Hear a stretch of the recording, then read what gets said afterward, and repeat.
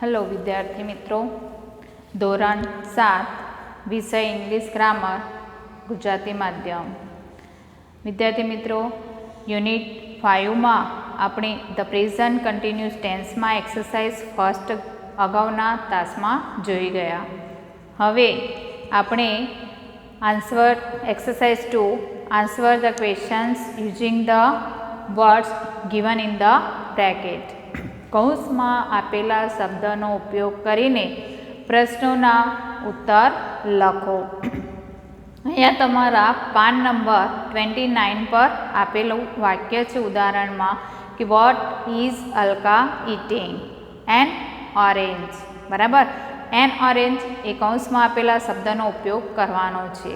અહીંયા અલકા એ સબ્જેક્ટ છે, તો શરૂઆતમાં અલકા સબ્જેક્ટ મૂકી ઇઝ એમઆરમાંથી ઇઝ મૂકીશું, કારણ કે અલકા એ સી એનું પ્રોનાઉન્સ સી થાય માટે સી જોડે ઇઝ આવે છે, એટલે અહીંયા ઇઝ મૂક્યું છે. ઇટિંગ એ વર્બ છે, નિયમ પ્રમાણે આઈએનજી મૂકેલું છે. બરાબર, એટલે વર્બ પાછળ આઈએનજી મૂકીએ તો આ કન્ટિન્યુઅસ ટેન્સ થાય છે. તો Alka is eating an orange. An orange એક ઓબ્જેક્ટ છે, તો Alka is eating an orange. Alka નારંગી ખાઈ રહી છે.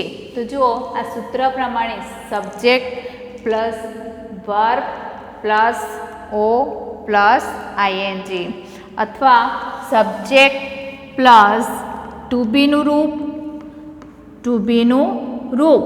બરાબર, ટુ બી સાથેનું આઈએનજી પ્લસ વર્બ. બરાબર, અને ફરી એક વખત જોઈ લઈએ કે આ સૂત્ર શું કહેવા માંગે છે. તો સૂત્રમાં સબ્જેક્ટ પહેલાં લીધો plus is am are, is am are plus verb, verb plus ING, એટલે કે વર્બ સાથેનું આઈએનજી મૂકવાનું, અને ઓબ્જેક્ટ પ્લસ ફૂલ સ્ટોપ. તો આ સૂત્ર પ્રમાણે આપણે આ કામ કરવાનું છે. બરાબર, વાક્ય બનાવવાના છે. તો અહીંયા જો વિચ, ફર્સ્ટ વાક્ય જોઈએ કે which game R they playing? તેઓ કઈ રમત રમી રહ્યા છે? કૌંસમાં આપ્યું છે ફૂટબોલ. બરાબર, તો પહેલું છે સબ્જેક્ટ, તો આ નિયમ પ્રમાણે દે એ સબ્જેક્ટ થયો. પછી દે છે માટે ઇઝ એમ આર, તો અહીંયા તમને ઓલરેડી વાક્યમાં આર આપેલું છે, એટલે અહીંયા આપણે મૂકીશું આર. બરાબર, પછી છે વર્બ, તો અહીંયા પ્લે છે, તો પ્લેઇંગ કરીશું. Subject is am are plus verb plus object કોણ છે? ફૂટબોલ. તો અહીંયા આપણે લખીશું ફૂટબોલ. Full stop. કે દે આર પ્લેઇંગ ફૂટબોલ, તેઓ ફૂટબોલ રમી રહ્યા છે. નેક્સ્ટ સેન્ટેન્સ શું છે કે when is father going to Surat? પિતા ક્યારે સુરત જઈ રહ્યા છે?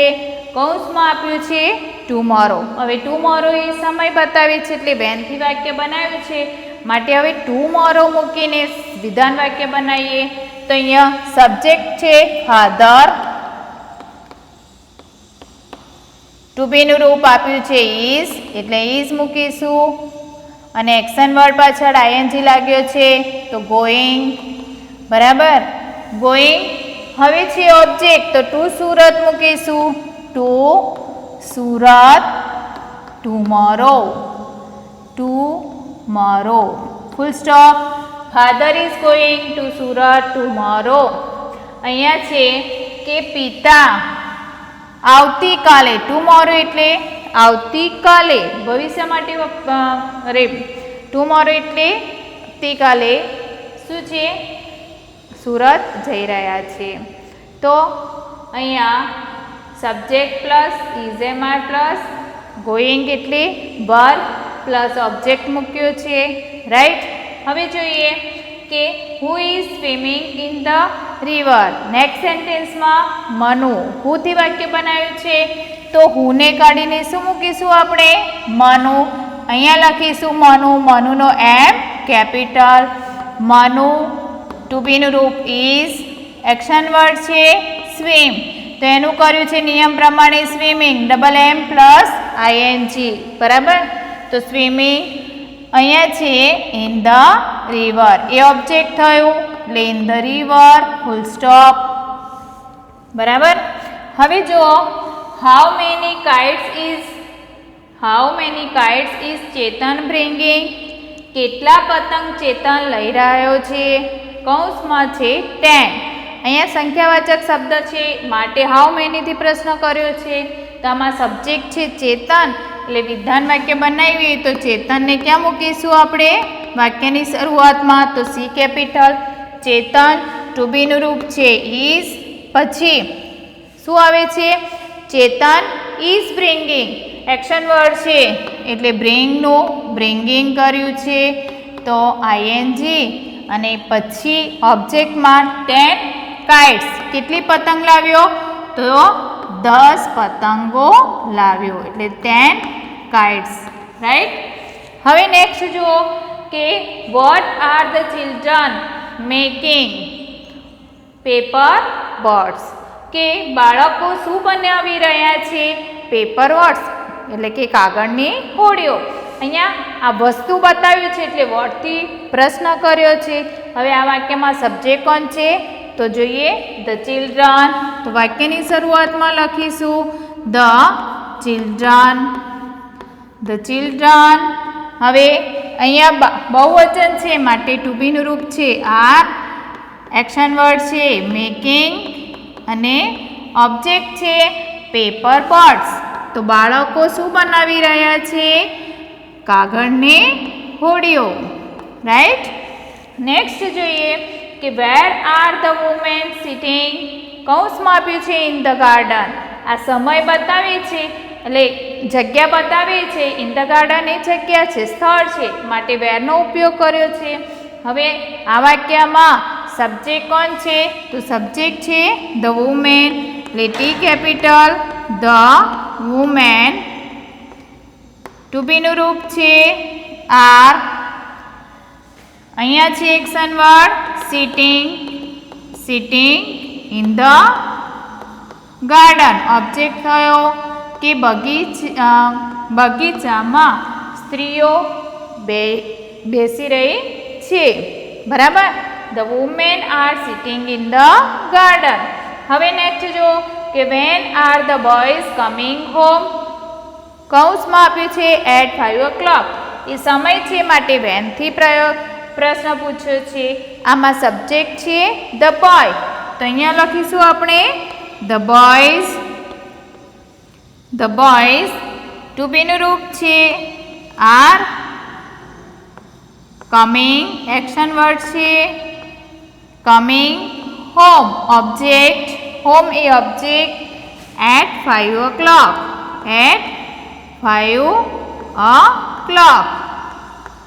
રાઈટ. કે બાળકો 5 વાગે ઘરે આવી રહ્યા છે.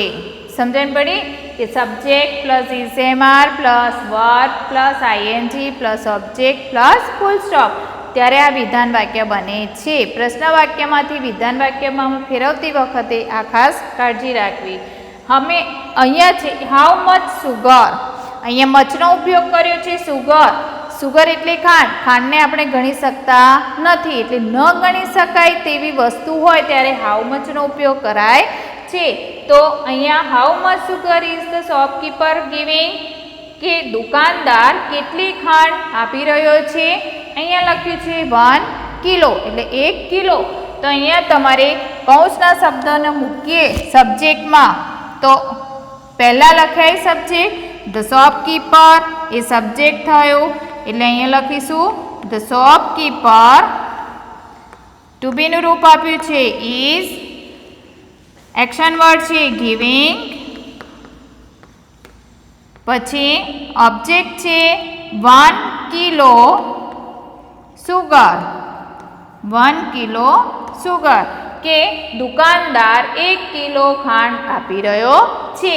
તો આપણે આ એક્સરસાઇઝ 2 1 થી 8 ના દરેક વાક્ય પ્રશ્ન વાક્યમાંથી વિધાન વાક્યમાં ફેરવ્યા. બરાબર.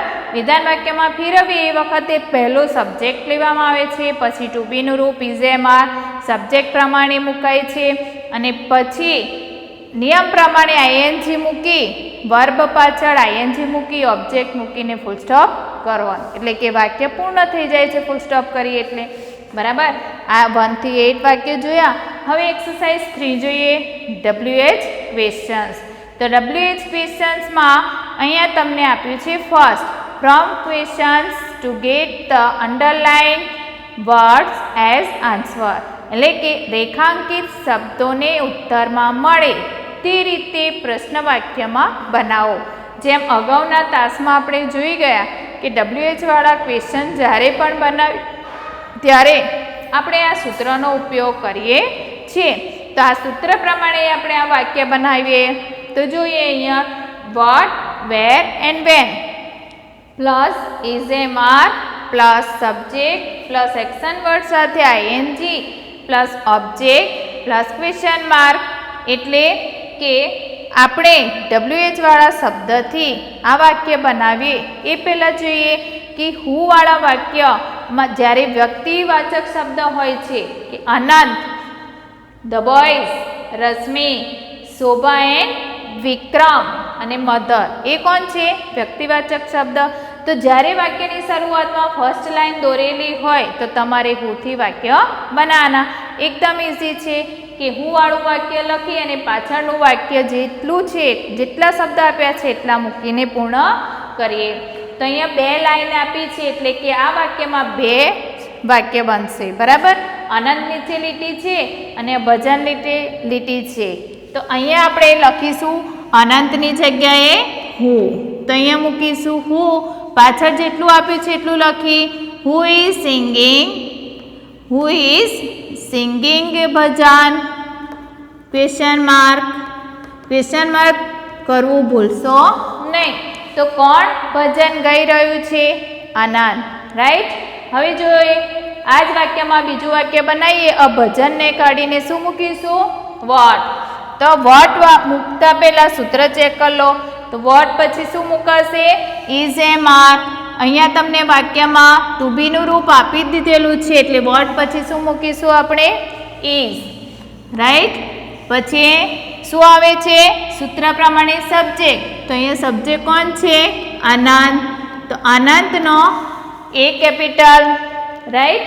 નેક્સ્ટ શું છે કે એક્શન વર્ડ છે સિંગિંગ ક્વેશ્ચન માર્ક. ભજન નીકળી ગયું. કેમ નીકળી ગયું? કારણ કે એની જગ્યાએ આપણે વોટ મૂક્યો છે. તો what is Anand singing? Anand શું ગાઈ રહ્યો છે? રાઈટ. હવે sentence 2, the boys are sitting in the hall. બાળકો હોલમાં બેસી રહ્યા છે. ધ બોયઝ એ કોણ છે? એ વ્યક્તિવાચક શબ્દ એટલે એની જગ્યાએ આપણે શું મૂકીશું? Who are. પાછળ જેટલા શબ્દ છે એટલા ઉતારી દેવા. તો who are sitting in the hall question mark. Right. હવે છે ઇન ધ હોલ. બીજું વાક્ય બનાવવા માટે ઇન ધ હોલ કાઢીએ તો એની જગ્યાએ શું મૂકીશું? ઇન ધ હોલ એ જગ્યા બતાવે છે, સ્થળ બતાવે છે એટલે વેરનો ઉપયોગ કરીએ. તો સૂત્ર પ્રમાણે જોઈએ where plus is am are. અહીંયા આર આપેલો જ છે એટલે વાક્યની શરૂઆતમાં મૂકીએ where are the boys. The boys ના લખીએ અને ધે લખીએ તો પણ ચાલે. Right. Where are the boys sitting. બાળકો ક્યાં બેસી રહ્યા છે? તો in the hall. Okay. Next છે કે Rashmi is coming at 9 o'clock. આ વાક્યમાં પણ 2 વાક્ય બનાવવાના છે. રશ્મિ એ વ્યક્તિવાચક શબ્દ છે એટલે હુથી વાક્ય બનશે. તો અહીંયા હુ મૂકી પાછળનું વાક્ય ઉતારી દેવાનું એટલે who is coming at 9 o'clock question mark. કે કેટલા કોણ 9 વાગે આવી રહ્યું છે? તો રશ્મિ. બરાબર. રશ્મિની જગ્યાએ આપણે હું મૂક્યો. હવે એટ 9 o'clock કાઢીએ એટલે કે સમયને કાઢીને શું મૂકીશું? વેન. વેનનો ઉપયોગ સમય માટે જ થાય છે, તો વેન મૂકી, પછી ઇઝ ઓલરેડી આપેલો છે એટલે ઇઝ મૂકી. સબ્જેક્ટ છે રશ્મિનો R capital, Rashmi. Action word છે coming, question mark. When is Rashmi coming? Rashmi ક્યારે આવી રહી છે? બરાબર. હવે નેક્સ્ટ વાક્ય જોઈએ કે Shobha and Vikram are walking in the garden. આમાં પણ બે વાક્ય બનાવવાના છે. શોભા અને વિક્રમ એ વ્યક્તિવાચક શબ્દ હોવાથી હુથી વાક્ય બનાવવાનું. હુ બે છે એટલે આર મૂક્યો છે. Who are walking, who are walking in the garden. Question mark કે કોણ બગીચામાં ચાલી રહ્યું છે? તો શોભા એન્ડ વિક્રમ, રાઈટ. હવે આવે છે ઇન ધ ગાર્ડન ને કાઢીને શેનો ઉપયોગ કરીશું? WH વાળો શબ્દ, તો વેર. કેમ? કારણ કે જગ્યા બતાવે છે એટલે આપણે અહીંયા વેરનો ઉપયોગ કરીએ તો વેર આર. હવે અહીંયા બે નામ આપ્યા છે, બે નામ ના લખીએ અને એનું પ્રોનાઉન્સ ધે લખી શકાય છે. તો જુઓ વિક્રમ, વિક્રમ. હું તમને અહીંયા ધે પણ લખીને બતાવું છું કારણ કે બેમાંથી એક જ લખવાનું, કારણ કે બે નામે છે તમે ગૂંચવાઈ જાઓ માટે અહીંયા બે નામ લખવાના જ, અને ના સમજણ પડે તો એને જ રાખવાનું. બરાબર. ધે એટલા માટે કર્યું કે અમુક વિદ્યાર્થીઓને આ પ્રોનાઉન્સમાં જલ્દી સમજણ પડે છે. બરાબર. એટલે પ્રોનાઉન્સ કરતી વખતે ખાસ ધ્યાન રાખવાનું કે બે નામ હોય તો ધે મૂકવું.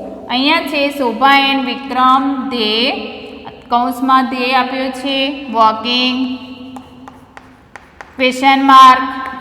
બરાબર. અહીંયા શું છે કે તેઓ ક્યાં ચાલી રહ્યા છે? ઇન ધ ગાર્ડન એટલે કે બગીચામાં. હવે જો 5 કે મધર ઇઝ બાઇંગ વેજીટેબલ્સ નાઉ. માતા હમણાં શાકભાજી ખરીદી રહી છે. અહીંયા માતા એ વ્યક્તિવાચક શબ્દ હોવાથી હુનો ઉપયોગ કરવાનો.